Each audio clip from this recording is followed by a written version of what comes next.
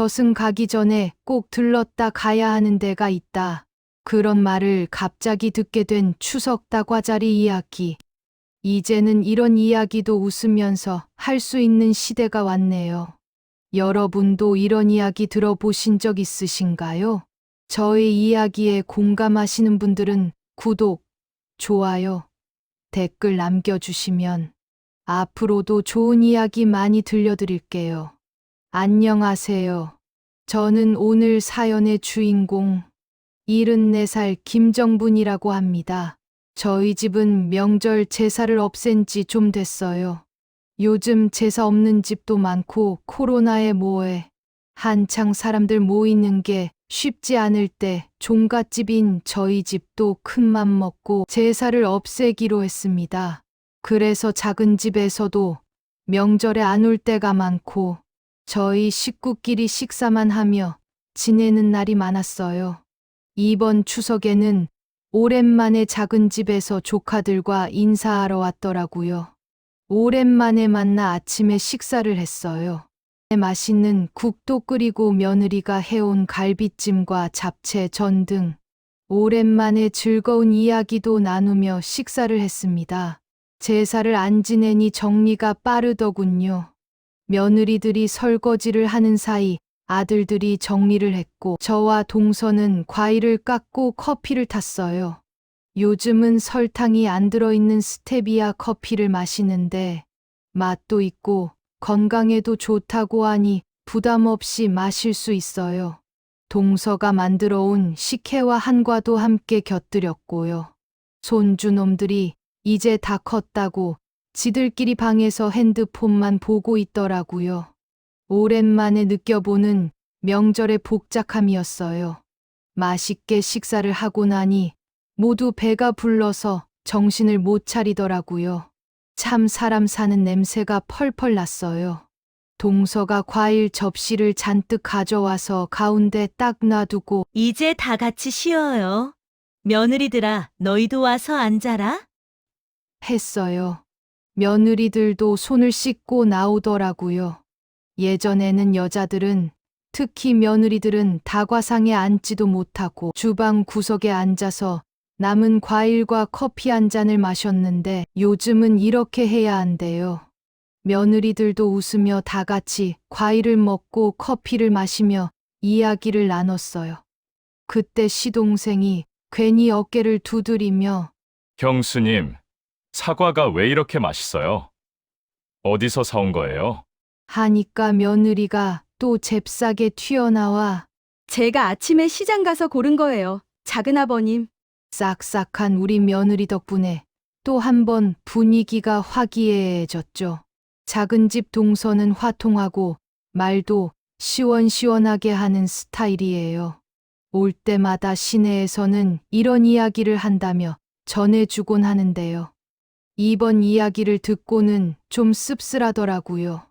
형님, 저승 가기 전에 꼭 들렀다 가야 하는 데가 있대요. 순간 동서가 무슨 이야기를 하나 싶더라고요.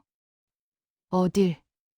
남편도 귀를 쫑긋 세우고 묻더라고요. 동서가 입꼬리를 싹 올리면서 요양원이래요. 이러는데 저희 남편도 웃고 도련님도 웃는데 자식들은 쓴웃음을 지으며 어떻게 해야 할지 모르더라고요. 저도 웃으면서 아휴, 이 사람은 명절에 꼭 이런 소리 하고 그래. 하고 있었는데 웃음 속에 살짝 찔리는 기분이 있는 거 아시죠? 그나마 젊을 땐 남 얘기 같았는데 이제는 점점 내 얘기 같아지는 나이라서 괜히 가슴이 살짝 쿡 하고 내려앉더라고요.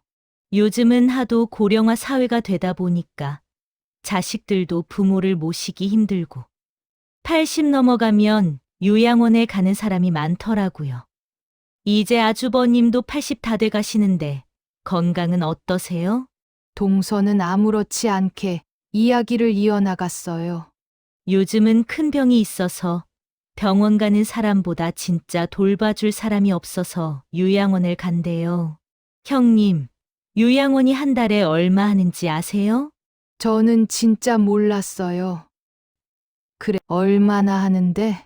그랬더니 동서가 손가락으로 셋을 펴요. 기본이 150에서 200. 좀 괜찮으면 200에서 250. 진짜 좋다는 데는 한 달 300이 넘어요.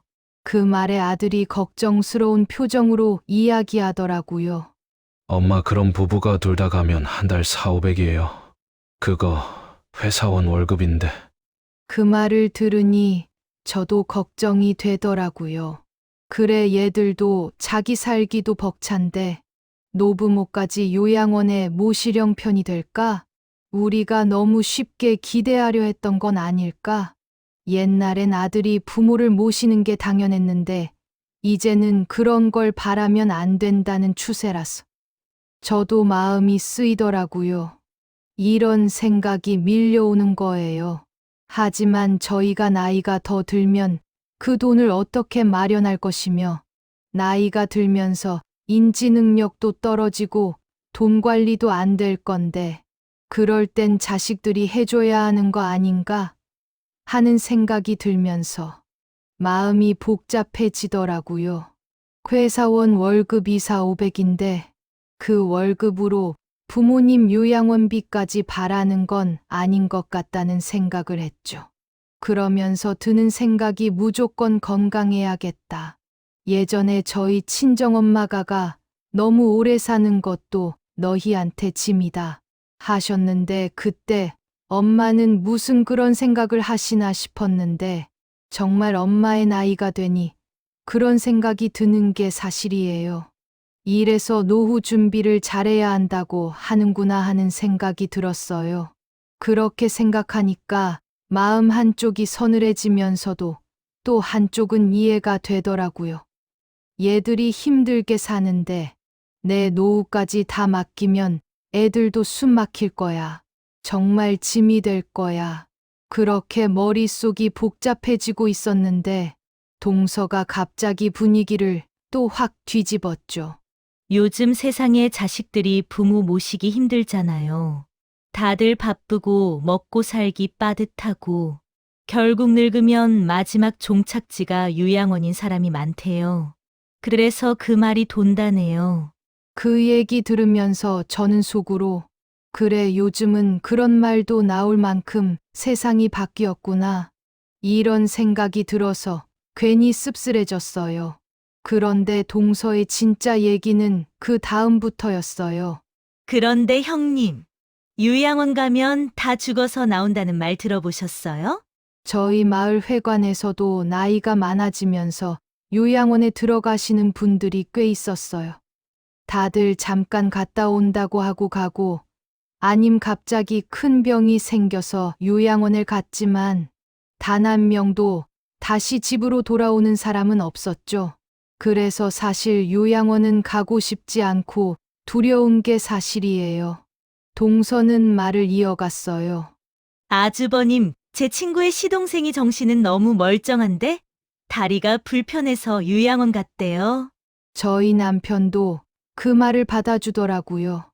맞아요. 다리가 불편하면 정말 혼자서는 아무것도 할 수 있는 게 없으니 많이 가더라고요. 동서는 말을 이어갔어요. 그런데 그 사람은 정신이 말짱하니까 그 요양원에 적응을 못하고 계속 집에 보내달라고 소리치고 욕을 하고 그랬나 봐요. 아들한테 전화하라고 하고 집에 간다 그러고 그럼 어떻게 되는지 아세요? 그때 며느리가 대답을 했어요. 주사 놓죠. 제가 깜짝 놀라서 물었어요. 무슨 주사를? 며느리가 말했어요. 저희 친정엄마가 요즘 요양보호사 자격증을 따셔서 요양원에 일을 다니시거든요. 그런데 엄마가 다니시는 요양원은 안 그런데 거기에 엄마보다 한참 고참이신 분이 말씀해 주셨는데 다른 요양원에서는 들어와서 그렇게 난리치고 집에 보내달라고 하면 놓는 주사가 있대요. 동서가 맞받아서 이야기했어요. 맞아. 바보 주사라고 불린다고 하지? 안정제라는데 그거 맞으면 그냥 기운이 싹 빠져서 몸을 못 움직인대. 그냥 하루 종일 멍하게 만든대요.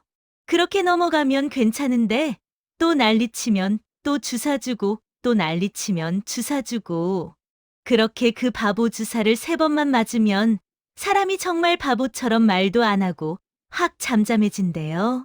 저는 순간 소름이 쫙 끼쳤어요. 내가 만약 그런 데를 들어가면 나도 저런 걸 맞아야 되나?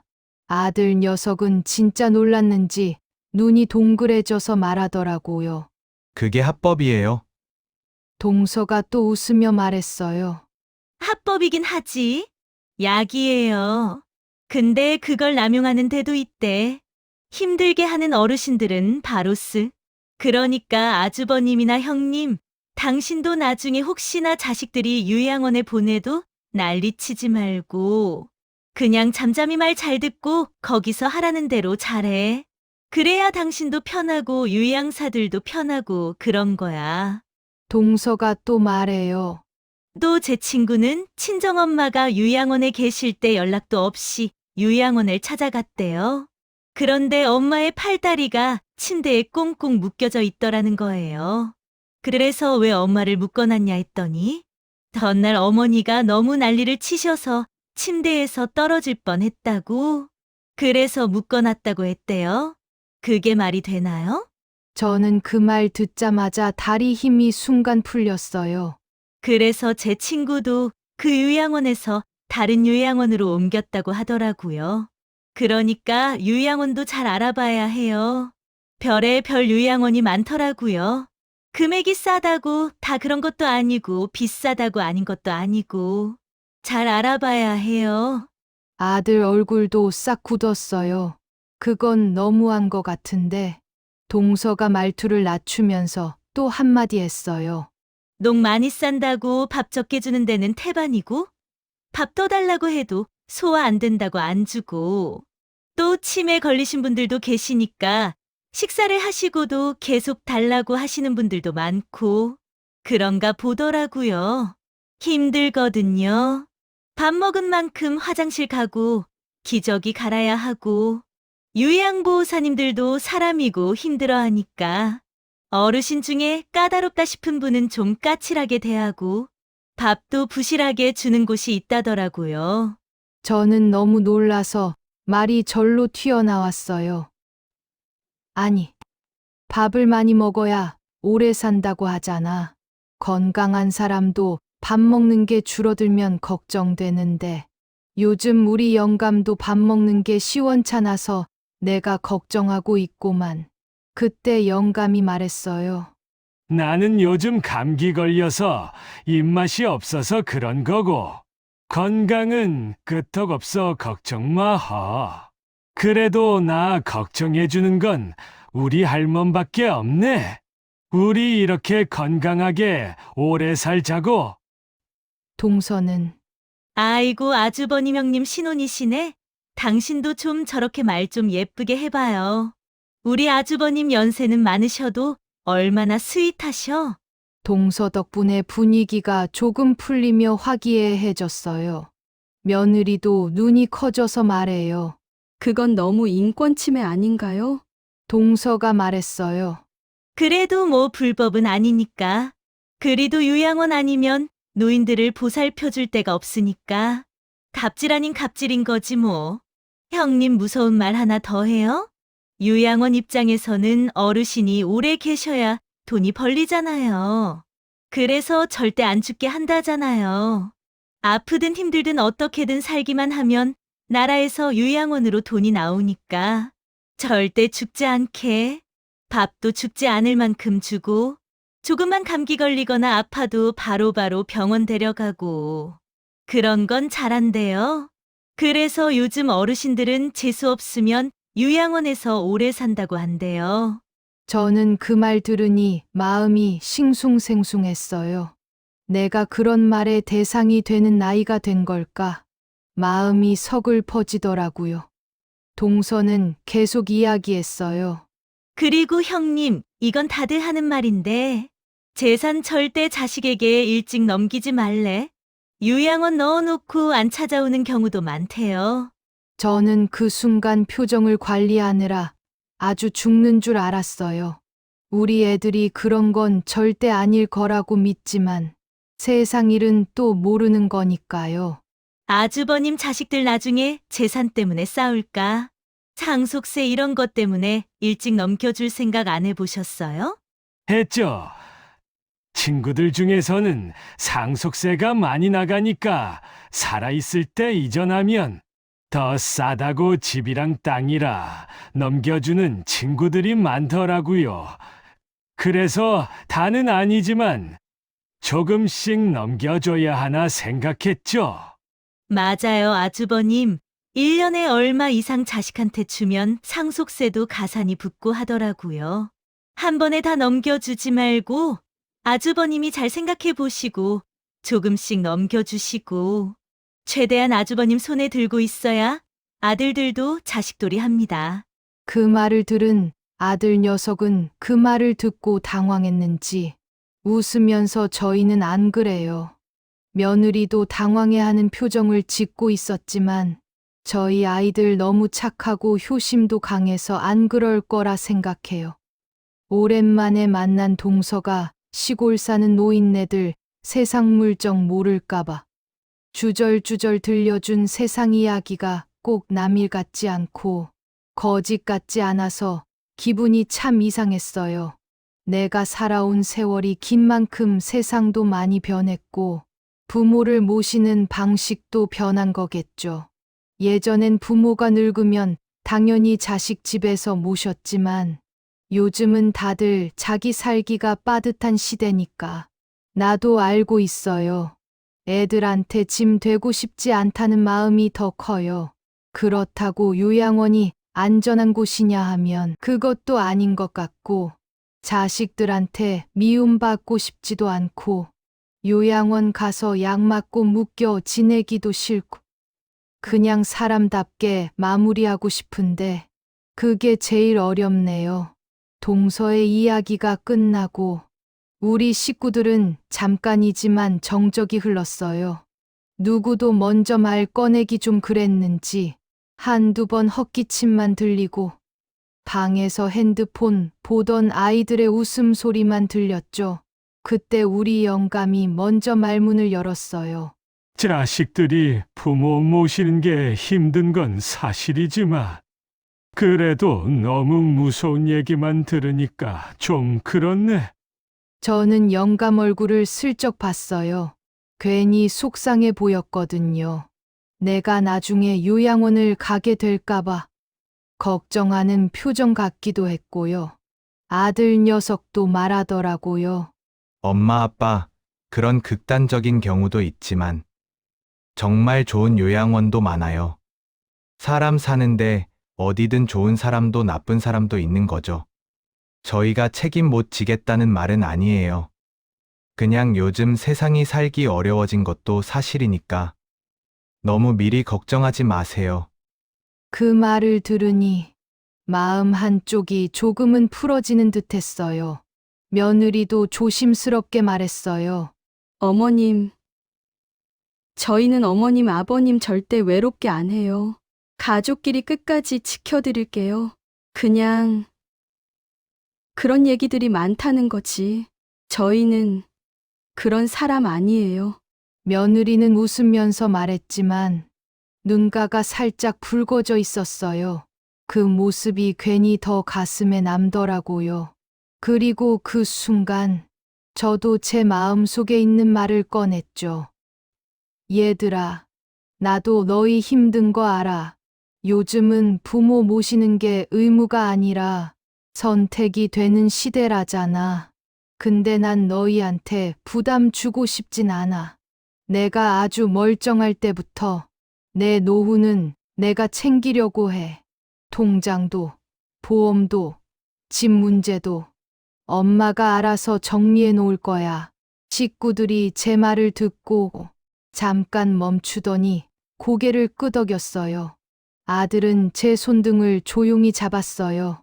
그렇게 말해주셔서 고마워요, 엄마. 저희도 최대한 노력할게요. 가족이니까요. 그 말이 괜히 눈시울을 뜨겁게 만들었어요. 그때 동서가 갑자기 또 툭 하고 말했어요. 그러니까 형님 결론은 이거예요. 요양원 갈지 말지는 나중 문제고, 지금 살아있는 동안은 진짜 하고 싶은 거 다 하고, 맛있는 거 다 먹고, 여행도 다니고, 그냥 누릴 건 다 누리고 살아요. 어차피 늙으면 아무 데도 못 가요. 그 말에 다들 한바탕 웃었어요. 진짜 명절다운 결론이었죠. 그리고 그 순간 제 마음속에서도 어떤 결심이 조용히 굳어졌어요. 그래. 난 마지막까지 내 삶을 내가 지킬 거다. 남한테 흔들리지도 않고 자식들한테 부담도 되지 않게 지금 살아있는 동안에는 내가 나를 잘 챙기자. 다과는 다시 달달했고 웃음소리도 돌아왔고 명절 오후의 햇빛은 부드럽게 창문을 비췄어요. 그렇게 우리 가족의 조금은 무섭고 조금은 웃기고 조금은 서글프기도 한 이야기는 조용히 마무리됐습니다. 그리고 저는 마음속으로 조용히 이렇게 말했어요. 그래도 가족이 있어 참 다행이다. 여러분, 오늘 제 이야기 어떻게 들으셨나요? 물론 요양원이 다 그런 건 아니겠지만 무서운 요양원도 있다는 사실에 씁쓸하진 않으셨나요? 여러분들이 알고 있는 요양원의 진실과 사연들 있으시면 댓글로 남겨주세요. 우리 모두 건강하자고요.